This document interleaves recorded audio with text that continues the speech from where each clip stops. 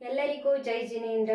ಸಂಕಷ್ಟದಲ್ಲಿದ್ದವರಿಗೆ ದೂರದಲ್ಲೇ ಇದ್ದು ಕಾಪಾಡುವ ಅವ್ವರಸಿ, ಹತ್ತಿರದಿಂದ ಕಂಡವರಿಗೆ ಸಣ್ಣಮ್ಮ, ಶತ್ರುಗಳ ಪಾಲಿಗೆ ಎದೆನಡುಗಿಸುವ ಚೆನ್ನಭೈರಾದೇವಿ, ಬಂಧು ಮಿತ್ರರಿಗೆ ಎಂದು ಎಚ್ಚರ ತಪ್ಪದ ನಿರ್ದಾಕ್ಷಿಣ್ಯ ಹೆಣ್ಣು, ಪೋರ್ಚುಗೀಸರ ಪಾಲಿಗೆ ರೈನಾ ದಿ ಪಿಮೆಂಟಾ. ದಕ್ಷಿಣ ಕೊಂಕಣ ಮತ್ತು ಮಲೆನಾಡನ್ನು 54 ವರ್ಷಗಳ ಕಾಲ ಆಳಿದ ಚೆನ್ನಭೈರಾದೇವಿಯ ಬಗ್ಗೆ ಪ್ರತಿಯೊಬ್ಬರೂ ತಿಳಿಯಲೇಬೇಕಾದ ಅವಶ್ಯಕತೆ ಇದೆ. ತನ್ನ ನಾಡಿನ ಜನರ ಆರ್ಥಿಕ ಬದುಕು ಮತ್ತು ಸಾಮಾಜಿಕ ಬದುಕನ್ನ ತುಂಬಾ ಉನ್ನತ ಮಟ್ಟಕ್ಕೆ ಏರಿಸಿರುವ ರಾಣಿ ಚೆನ್ನಭೈರಾದೇವಿ. ಚೆನ್ನಭೈರಾದೇವಿ ಜನವರಿ 1, 1536ರಂದು ಹಾಡವಳ್ಳಿಯ ಭಟ್ಕಳದಲ್ಲಿ ಜನಿಸಿದಳು. ಚೆನ್ನಭೈರಾದೇವಿಯು ಸಾಳ್ವ ವಂಶಕ್ಕೆ ಸೇರಿದ ಒಬ್ಬ ರಾಣಿ. 16ನೇ ಶತಮಾನದಲ್ಲಿ ಆಳ್ವಿಕೆ ನಡೆಸಿದ ಈ ರಾಣಿಯು 54 ವರ್ಷಗಳ ಕಾಲ ರಾಜ್ಯಭಾರ ಮಾಡಿದಳು. ಪ್ರಸ್ತುತ ಭಟ್ಕಳ ತಾಲೂಕಿನಲ್ಲಿರುವ ಹಾಡವಳ್ಳಿ ಮತ್ತು ಗೇರುಸೊಪ್ಪ ಪ್ರಾಂತ್ಯವನ್ನ ಆಳುತ್ತಿದ್ದ ಈಕೆಯನ್ನ ಗೇರುಸೊಪ್ಪೆಯ ರಾಣಿ ಎಂದು ವರ್ಣಿಸಲಾಗಿದೆ.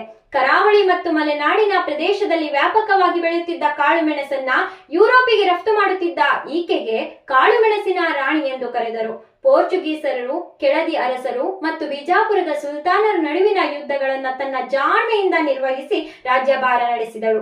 ಗೇರುಸೊಪ್ಪೆಯಲ್ಲಿ ಅಲ್ಲಿನ ನಾಡವರು ಮತ್ತು ಕಾರ್ವಿಗಳು ಅವ್ವರಸಿ ಎಂದು ಪೂಜಿಸುವ ರಾಣಿ ಚೆನ್ನಭೈರಾದೇವಿಯ ದೇವಸ್ಥಾನವಿದೆ.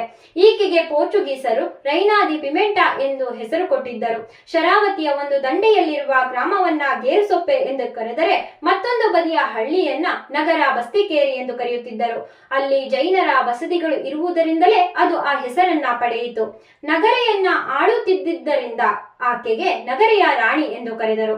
ವಿಜಯನಗರದ ಸಾಳ್ವ ವಂಶದ ಒಂದು ಶಾಖೆಗೆ ಅರಸರು ಗೇರುಸೊಪ್ಪೆಯನ್ನ ಆಳುತ್ತಿದ್ದರೆ ಮತ್ತೊಂದು ವಂಶದವರು ಹಾಡವಳ್ಳಿಯನ್ನ ಪೋರ್ಚುಗೀಸರ ಮೇಲೆ ಯುದ್ಧ ಮಾಡಿದ ಮಾಡಗೋವೆಯ ಬಳಿ 1542ರಲ್ಲಿ ಭೀಕರ ಯುದ್ಧದಲ್ಲಿ ಆತ ಸೋಲನಪ್ಪಿದ.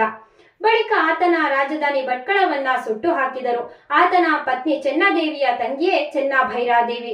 ಪೋರ್ಚುಗೀಸರ ಜೊತೆಗಿನ ಒಪ್ಪಂದದಂತೆ ಕಪ್ಪವನ್ನ ಕೊಡಲಿಲ್ಲವೆಂದು ಕಾರ್ಟಾಜ್ ಪಡೆಯದ ಮಹಾಮದ್ಯರ ಹಡಗುಗಳಿಗೆ ಭಟ್ಕಳ ಬಂದರಿನಲ್ಲಿ ಆಶ್ರಯ ಕೊಟ್ಟಿರುವಳೆಂದು ಆರೋಪಿಸಿ ಪೋರ್ಚುಗೀಸ್ ಕಫ್ತಾನ್ ಅಲ್ಫಾನೋ ಡಿಸೋಜಾ ಭಟ್ಕಳವನ್ನ ಮುತ್ತಿ ರಾಣಿಯನ್ನ ಸೋಲಿಸಿ ಭಟ್ಕಳವನ್ನ ಸುಟ್ಟು ಹಾಕಿದ. ಅಕ್ಕನ ನಂತರ ತಂಗಿ ಚೆನ್ನಭೈರಾದೇವಿಗೆ ಹಾಡವಳ್ಳಿಯ ಜೊತೆಗೆ ಗೇರುಸೊಪ್ಪೆಯ ಅಧಿಕಾರವೂ ದೊರೆಯಿತು. ಚೆನ್ನಭೈರಾದೇವಿಯ ರಾಜ್ಯ ದಕ್ಷಿಣ ಗೋವೆಯಿಂದ ಉತ್ತರ ಕನ್ನಡ, ದಕ್ಷಿಣ ಕನ್ನಡ ಹೀಗೆ ಅನೇಕ ಕಡೆ ಆಳ್ವಿಕೆಗೆ ಒಳಗೊಂಡವು. ಈಕೆಯ ಆಡಳಿತವದಲ್ಲಿ ಯುರೋಪಿನ ರಾಷ್ಟ್ರಗಳಿಗೆ ಕಾಳುಮೆಣಸು, ದಾಲ್ಚೀನಿ, ಅಡಿಕೆ, ಶುಂಠಿ, ಗಂಧಗಳು ರಫ್ತು ಮಾಡಲಾಗುತ್ತಿತ್ತು. ಈಕೆಯ ಕಾಲದಲ್ಲಿನ ಮಿರ್ಜಾನ್ ಕೋಟೆ ಮತ್ತು ಕಾನೂರು ಕೋಟೆಯನ್ನ ನಾವು ಈಗಲೂ ಕಾಣಬಹುದು. ಈಕೆಯು 1562ರಲ್ಲಿ ಕಾರ್ಕಳದಲ್ಲಿನ ಚತುರ್ಮುಖ ಬಸದಿಯನ್ನ ಕಟ್ಟಿಸಿದಳು. ಪೋರ್ಚುಗೀಸರ ಮತಾಂತರದಿಂದ ತಪ್ಪಿಸಿಕೊಳ್ಳಲು ಚೆನ್ನಭೈರಾದೇವಿಯ ಆಶ್ರಯ ಕೋರಿ ಬಂದ ಸಾರಸ್ವತ ಬ್ರಾಹ್ಮಣರ ಮತ್ತು ಕೊಂಕಣಿಗರಿಗೆ ರಾಣಿ ಜೈನ ಮತದವಳಾದರೂ ಅವರವರ ದೇವಾಲಯಗಳನ್ನ ಕಟ್ಟಲು ಮತ್ತು ಜೀರ್ಣೋದ್ಧಾರಕ್ಕಾಗಿ ನೆರವು ನೀಡಿದಳು. ಕರ್ನಾಟಕ ಶಬ್ದಾನುಶಾಸನ ಎಂಬ ವ್ಯಾಕರಣ ಗ್ರಂಥ ರಚನಕಾರ ಮತ್ತು ಸ್ವಾದಿ ದಿಗಂಬರ ಜೈನ ಮಠದ ಯತಿ ಅಭಿನವ ಭಟ್ಟಾಕಲಂಕರು ಈ ರಾಣಿಯ ಆಶ್ರಯದಲ್ಲಿದ್ದರು.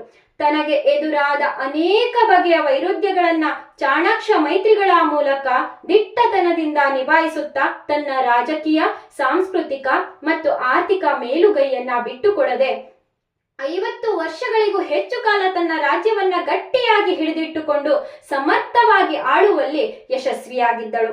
ಕೆಳದಿ ಮತ್ತು ಬಿಳಗಿ ಅರಸರು ಒಗ್ಗೂಡಿ ಗೇರುಸೊಪ್ಪೆಯಲ್ಲಿ ಆಕ್ರಮಣ ಮಾಡಿ ಆ ಯುದ್ಧದಲ್ಲಿ ತನ್ನ ಸೇನಾಧಿಪತಿಯಾದ ಗೊಂಡನಾಯಕನ ಮೋಸದಿಂದ ಜನವರಿ 1, 1606ರಲ್ಲಿ ಇವಳು ಸಾವನ್ನಪ್ಪಿದಳು.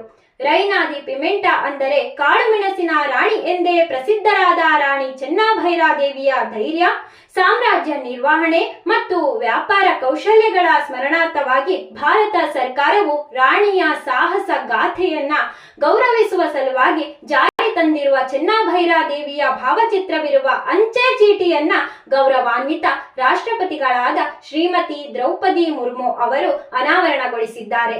ಇದು ಜೈನ ಸಮುದಾಯ ಒಂದೇ ಅಲ್ಲ, ಸಮಸ್ತ ಕರ್ನಾಟಕ ಜನತೆ ಅತ್ಯಂತ ಹೆಮ್ಮೆ ಪಡುವಂತದ್ದಾಗಿದೆ ಎಂದು ಹೇಳುತ್ತಾ ನನ್ನ ಭಾಷಣವನ್ನ ಮುಗಿಸುತ್ತೇನೆ.